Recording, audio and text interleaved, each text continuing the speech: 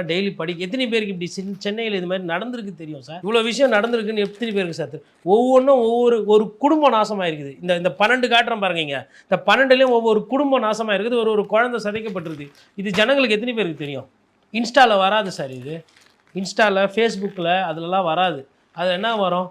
Tata காட்டுறது, விஜய் அண்ணா இப்படி ஹாட்டின்னு விடுறது, ஐயா ஆதவ் இப்படி தம்ஸ் அப் காட்டுறது, இதுதான் வரும். மக்கள் பிரச்சனை வராது. கரண்ட்டு கட்டாயி அவங்க தூக்கம் இல்லாமல் பைத்தியம் மாதிரி சுற்றிட்டு இருக்கிறாங்க. நிறைய பேர் வேலைக்கு போக முடியாமல் அது வேற ஒரு பிரச்சனை. இப்போ இன்றைக்கி டைம்ஸ் ஆஃப் இந்தியா பத்திரிகையில் வந்த செய்தி இது.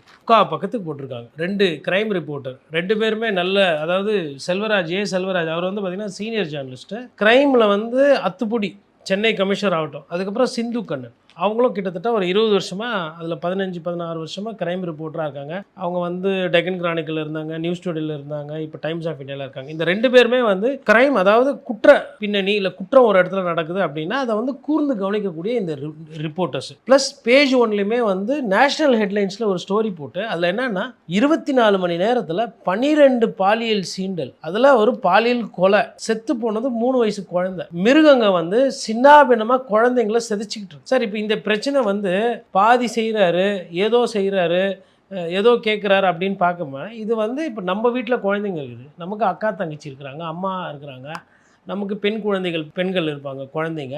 அவங்களுக்கு எதனா ஒன்று ஆயிடுச்சுனா நம்மளுக்கு இது ஏற்றுக்க முடியுமா? நம்மளால் ஒரு நிம்மதியாக தூங்க முடியுமா? இல்லை இதுக்கப்புறம் வாழ முடியுமா சார்? இப்போ 3 வயசு குழந்தை வந்து பாலியல் சீண்டலுக்குள்ள பண்ணி ஒரு காம கொடூரை வந்து கொலை பண்ணிட்டான் சார். இப்போ அந்த தகப்பனோட மனநிலை என்ன இருக்கும்? இந்த பெத்த வயிறு எப்படி பற்றி எரியும்? இதுக்கு நீங்கள் இன்ஸ்டால்மெண்ட்டில் தான் பேச போகிறீங்க. இதை நான் கடந்து போவேன். எனக்கு வந்து இதில் வந்து ஸ்டாலின் அவர்கள் சொன்னாலும் நான் பதில் சொல்ல வேண்டிய அவசியம் இல்லை, எடப்பாடி பழனிசாமிக்கு நான் பதில் சொல்ல வேண்டிய அவசியம் இல்லை. நீங்கள் கடந்து போகலாம் சார்.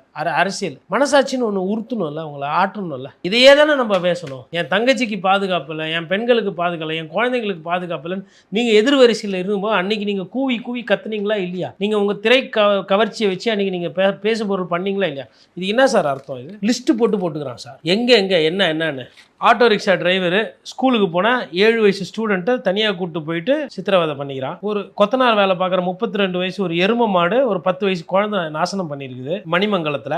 ஆட்டோ பண்ணது திருவள்ளூர். இன்னொன்று சாக்லேட் வாங்கி தரேன் வாமான்னு சொல்லிட்டு 44 வயசு ஒரு லோடு வேன் டிரைவர் ஒரு குழந்தையை கூப்பிட்டு போயிட்டு நாசனம் பண்ணியிருக்கிறான் பூந்தமல்லியில். மாங்காடில் ஒரு செக்யூரிட்டியாக இருந்தவர் புத்தி சுவாதீனம் இல்லாத ஒரு பெண்மணியை தனியாக கூப்பிட்டு போயிட்டு பலாத்காரம் ரேப்பு பண்ணியிருக்கிறார். இது மாங்காடு. அம்பத்தூரில் இதே மாதிரி 2 மைனர் ஹாஸ்டல் ரூமில் தங்கியிருக்கிறாங்க, ஹோட்டல் ரூமில்.